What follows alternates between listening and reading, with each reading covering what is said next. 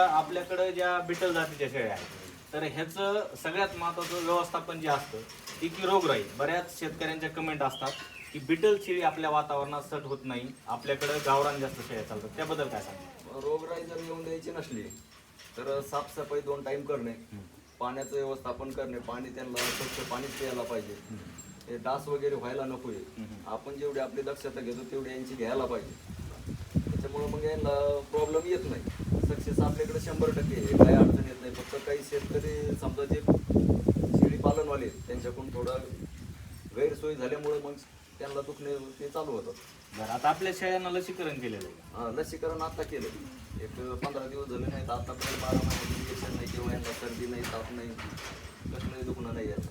बरं, आता तुम्ही बोलता बोलता सांगितलं की साफसफाई केली पाहिजे व्यवस्थित, नेमकं काय केलं पाहिजे?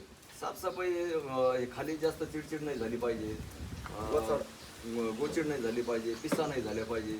आता आपण शेडला सगळे फॅन बसवले, जर खाली जास्त ओलं झालं तर ते हवेने इथे सुकून जाते आणि मच्छर डास बसत नाहीत. त्याच्यामुळं शेळीला त्यांना रोगराई येत नाही किंवा काही प्रॉब्लेम होत नाही. आता सगळ्यात महत्त्वाचा मुद्दा आहे की चाऱ्याविषयी आपण बोलणार आहोत. आता तुमच्याकडे ज्या 15 ते 20 शेळ्या आहेत यासाठी किती ह्याच्यामध्ये चारा केला पाहिजे किंवा कसं व्यवस्थापन असतं पाहिजे? चारा 15 जर असल्या तर 20 गुंठे चारा ठेवला पाहिजे. चारा कमीत कमी 4 प्रकारचा तरी पाहिजे. यांना बदलून प्रत्येक टायमाला टाकायच्या टायमाला बदलून चारा पाहिजे. एक टाइम कोरडा चारा पाहिजे, घास पाहिजे, मुरघास पाहिजे. हे 3-4 चाऱ्याचं ते अवस्था झालीच पाहिजे. आपल्याकडं कसं नियोजन असतं सकाळी ते संध्याकाळपासून कसं तुमचं दिनक्रम असतं? सकाळी एक टाइम घास, एक टाइम शेवटला तुरीचं भूस, एक टाइम मुरघास, दसरथ घास आणि पावणा गहू.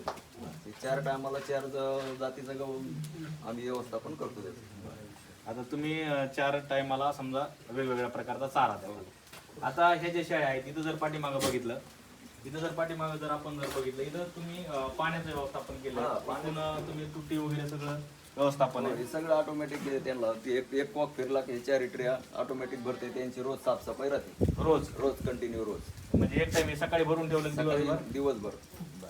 आता अजून एक महत्त्वाचा प्रश्न आहे, ज्यांना शेळी पालन करायचे ते शेतकऱ्यांना प्रश्न असतो, आपल्याला शेळ्याची जी संख्या आहे किती शेळ्यापासून सुरुवात केली पाहिजे, कोणत्या जातीमध्ये म्हणजे कोणत्या शेळ्यामध्ये जास्त फायदा, हे तर लोक पाहतातच. पण मिनिमम ज्यांना बिटलमध्ये शेळी पालन करायचे त्या शेतकऱ्यांसाठी कितीपासून सुरुवात केली पाहिजे आपण? 5 ते 6 पासून सुरुवात केली पाहिजे. कारण शेतकरी हा लय मोठा माणूस नसतो. त्याने कमी भांडवलमध्ये जास्त 1 वर्षाच्या नंतर 1.5 वर्षाच्या नंतर त्यांनी त्याचंच उत्पन्न वाढीत चाललंय की 2 मोठं प्रॉफिट घेईल. कमी याच्यामध्ये एकखटी जायचं आणि 5 लाख 6 लाख गुतायचं असं करू नये. एक 6 ते 7 लाखापासूनच चालू केलं पाहिजे. आता ते तर आहेच, पण जे शेड रचना आहे ती शेड रचना कशी असायला पाहिजे? शेड रचना ही आपली बघा तुम्ही आता शेड रचना हाई अशी बनवलेली आहे आपण. ही वैयक्तिक स्वतः आम्ही बनवलेली आहे. फक्त इकडंच घे, नंतर बिरोल घेणार इथंच घे, आपण जवळून घे. आपलं जे शेड आहे, आता तुमच्याकडे ज्या बिटल तुम्ही शेळ्या ठेवलेल्या शेडची रचना तुमची गव्हाणी व्यवस्थित आहे, तुम्ही पाण्याचं व्यवस्थापन केलंय. पण ज्यांना नवीन सुरुवात करायची तर कशी शेड रचना असली पाहिजे? शेड रचना जशी शेतकऱ्याची जागा असेल तशी, त्याचं जसं नियोजन असेल तसं. पण आपलं नियोजन जे होतं 30 बाय 30 आहे, 32 बाय 32 असं आहे. आपण मध्ये बरोबर सेंटरला गव्हाणी केलेली आहे, कारण तिकडून बी पिल्लर राहिले पाहिजेत किंवा बिल्डर तिकडून राहिला पाहिजे, इकडून बी शेडा आपल्या पलीकडे आले पाहिजे. दोन्हीला एकखटी चारा टाकता येते. म्हणजे पलीकडं ब्रिडरसाठी एक कप्पा आणि बाकी शेळ्यासाठी एक कप्पा आणि प्युअर कार्डासाठी जे बारकाली पिल्ल आहे त्यांच्यासाठी स्पेशल 1 कप्पा. पिल्लांसाठी सेपरेट. बरं, का बरं पिल्लासाठी सेपरेट, बकऱ्यासाठी सेपरेट, काय नाही? कारण त्याला कंटिन्यू जर आपल्या आईला पियत राहिले तर मग संध्याकाळी त्यांना दूध येणार नाही ना, आणि त्यांना प्रॉब्लेम होऊ शकतो सारखं पिऊन.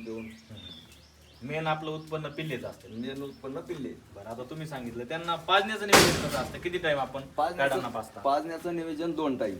2 टाइम पाजतो त्यांना. आता हे 3 महिन्याची आहे. ही बघा प्युअर बिट्टल आहे, 3 महिन्याचीच बिट्टल आहे. हिला 3 महिन्याची. आपली गावरान 3 महिन्यात एवढं होत नाही. हिला आता मागणी करून गेली गावातच. 36,000 रुपयाला याला मागणी करून गेली गावातच. प्युअर बिट्टल मध्ये आहे. 36,000ला मागितलं तरी आपण दिलेलं नाही. 36 ला मागितलं तरी दिलं नाही. प्युअर बिट्टल आहे. प्युअर बिटल. प्युअर बिटल. बरं आता हे तुम्ही म्हणजे नगाव विकता का वजनावर समजा विकायचं म्हणलं तर? नाही, नगावच विकतो. नगाव. नगाव. शेतकरी मित्रांनो, आपण जर पाहिलं ही जी पाट आहे 3 महिन्याची आहे बिटलची. बिटलची जर ओळख जर तुम्ही बघितली ती सगळी कानावर असते. कानाची लेंथ जर बघितली, लांब कान असते 27 इंच 22 इंच अशा पद्धतीने. आणि ह्याचं जे नोज असतं रोमन मध्ये आपल्याला पाहायला भेटतं अशा पद्धतीने. बिटलमध्ये क्रॉस पण म्हणजे आलेले आहेत. पण ज्यांना बिटलची खरी ओळख आहे तर मामाने सांगितल्याप्रमाणे गावरांचं जर आपण जर पिल्लू जर बघितलं तर 3 महिन्याचं पिल्लू असं तुम्हाला गुबगुबीत कधी दिसणार नाही. फक्त बिटलची अशी म्हणजे चमक असते, सगळ्या गोष्टी असतात. ज्यांना बिटलमध्ये काम करायचंय अशा फार्मला तुम्ही व्हिजिट करायला पाहिजे, जिथं बिटलमध्ये काम चालतं. कशा पद्धतीने त्यांनी शेडची रचना केलेली आहे, चारा कसा केलेला आहे, संपूर्ण माहिती घेऊनच आपण बिटल या शेळी पालनाकडे वळायचंय. तर मामा अलीकडे आपल्याकडं तुम्ही सांगितलं आता बऱ्याच फार्मवरती आम्ही ज्यावेळेस व्हिजिट करतो ते खाली कोबा वगैरे केलेला असतो, इटाचं केलेलं असतं, म्हणजे एक हायटेक असे शेड केलेलं असतं. आपण एकदम साध्या पद्धतीने केलं का बरं? नेमकं इथं कोबा का नाही केला? कोब्याने असा प्रॉब्लेम होतो, त्यांनी जी लघवी करतात ती एक तर ती जिरत नाही आणि त्यांच्या नख्याला प्रॉब्लेम होतो. आणि पाऊस काळा दिवसामध्ये ती एक तर वाळत नाही. आता याच्यामध्ये कसं आहे, त्यांच्या नख्या पण खराब होत नाही. लघवी जरी केली तरी त्याच्यात ऑटोमॅटिक जिरते आणि त्यांना प्रॉब्लेम येत नाही, गुचिड होत नाही, मच्छर होत नाही. आणि ते कोब्यावरती कंटिन्यू घाण साचून कारण लेंड्याचे त्यांच्या पायाखाली फुटून कोबा एकदम खराब दिसतो. आणि दररोज स्वच्छता करतो. दररोज रोज डेली 2 टाईम.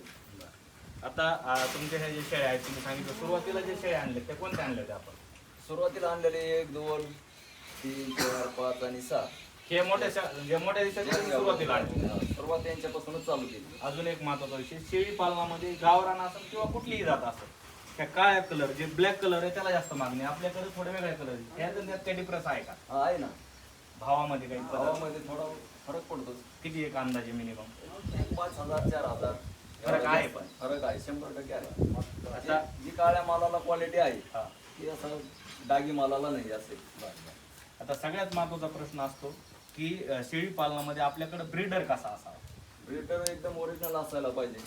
ब्रीडर आपण आता हे घेताना येऊ, यांच्याबरोबर 30,000ला ब्रीडर घेतला होता. आता ते 1,15,000 रुपयापर्यंत मागते. पण आपण दिला नाही. 30,000ला खरेदी केलं तर त्यावेळेस ते म्हणजे किती महिन्याचा असावा? 4 महिन्याचा होता. 4 महिने. 4 महिन्याचा. आता तो 13 महिन्याचा झाला आपल्यापाशी येऊन. 1,15,000 रुपयापर्यंत मागणी करून गेली त्याला.